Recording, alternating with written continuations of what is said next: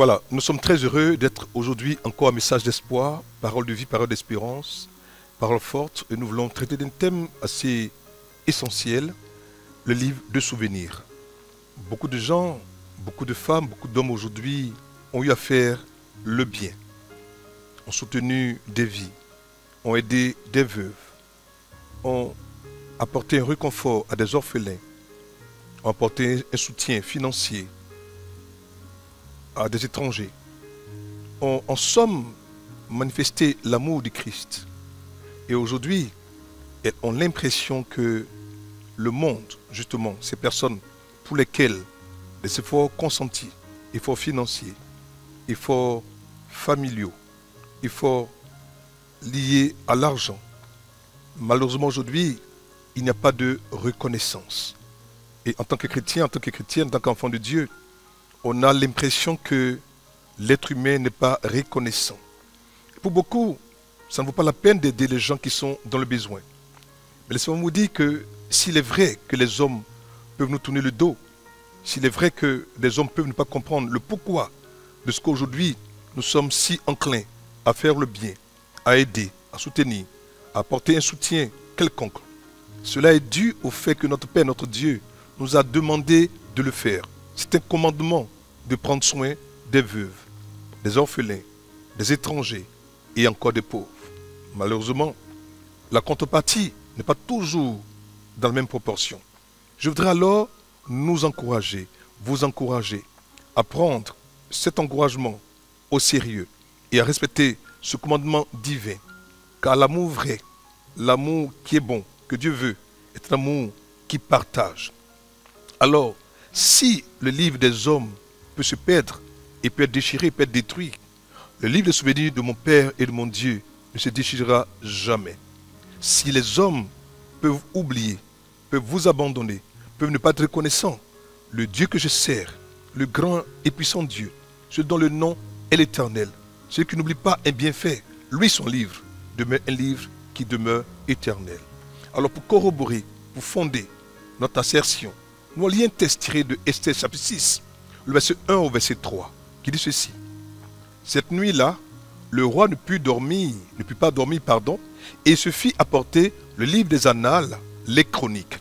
On les lut devant le roi. Et l'on trouva écrit ce que Mardochée avait révélé au sujet de Bigtan et de Téresh, les deux eunuques du roi, gardes du seuil, qui avaient voulu porter la main sur le roi Assuérus. Il est écrit, ce que tu as fait mon frère, ce que tu as fait ma soeur, est écrit. Et ce qui est écrit, est écrit. Personne ne pourra le changer. Au verset 3, il dit ceci. Le roi dit, quelle marque de distinction et d'honneur Mardochée a-t-il reçu pour cela? Il n'a rien reçu. Répondit ceux qui servaient le roi. C'est vrai, tu peux avoir l'impression que tu n'as rien reçu pour un temps. Mais le temps de Dieu est arrivé. Avec aujourd'hui, le grand Dieu, le bon Dieu, le puissant Dieu, oui, ton Père, oui, ton roi, celui que tu crains, celui que tu aimes, qui est mort pour toi, n'oublie pas.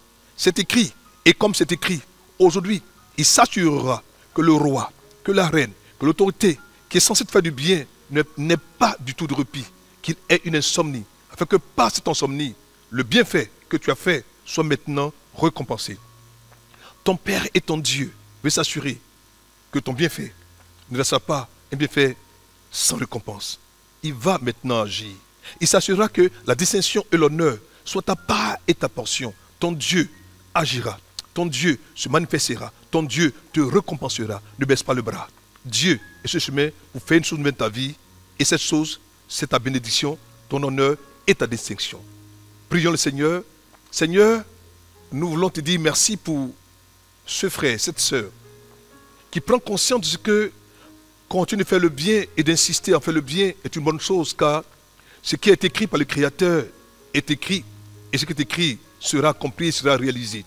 Que maintenant, alors qu'il m'écoute, alors qu'elle m'écoute, alors Père Saint, envoie l'ange de Dieu, afin que l'autorité censée la bénir, maintenant, n'ait pas de répit, et que cette insomnie produise un miracle, produise un décret d'élévation et de bénédiction.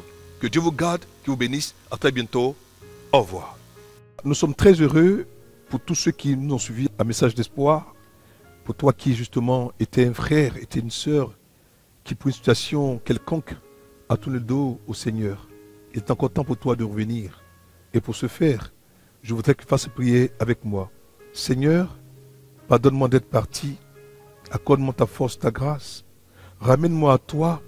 Enseigne-moi et apprends-moi à t'aimer de nouveau, à rester attaché à toi jusqu'à ce que Jésus-Christ revienne. Si tu as fait cette prière avec moi, sois-en rassuré, ton Dieu t'a restauré, ton Dieu t'a encore béni, t'a protégé et tu es redevenu un frère et une sœur dans la foi. Si justement tu me suis et que tu as écouté message d'espoir, mais tu ne connais pas encore le Seigneur Jésus-Christ de Nazareth, tu n'as pas encore fait la paix avec lui, alors fais cette prière avec moi. Ô Seigneur Dieu, je crois de tout mon cœur en Jésus-Christ, Fils du Dieu vivant. Je crois qu'il est mort pour moi et que Dieu l'a ressuscité des morts. Je crois qu'il est vivant aujourd'hui. C'est pourquoi je confesse de ma bouche que Jésus-Christ est le Seigneur de ma vie. À partir d'aujourd'hui, par lui et en son nom, j'ai en moi la vie éternelle. Je suis né de nouveau. Seigneur, merci d'avoir sauvé mon âme. Je suis désormais un enfant de Dieu. Alléluia. Si cette prière a été faite dans la foi, comme tu as prié avec moi maintenant, sois-en assuré. Désormais, tu fais partie de la grande famille des enfants de Dieu. Ton Dieu t'aime et te gardera et te préservera. Alors, que Dieu te bénisse, qu'il te garde, qu'il t'accorde sa vie et son shalom.